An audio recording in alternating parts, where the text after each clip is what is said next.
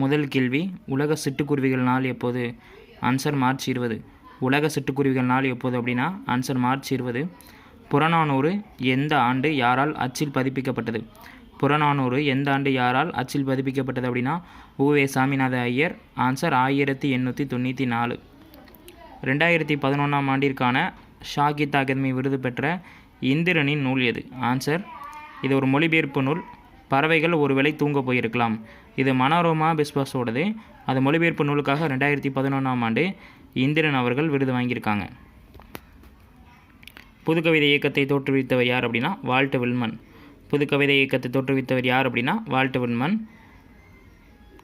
தமிழர் பாரம்பரிய நாள் எது? ஆன்சர் ஜனவரி 14. தமிழர் பாரம்பரிய நாள் எது? ஜனவரி 14. உலக சிட்டுக்குருவிகள் தினம் மார்ச் 20. புறநானூறு 1894 பதிப்பித்தது உவேசா. தமிழ்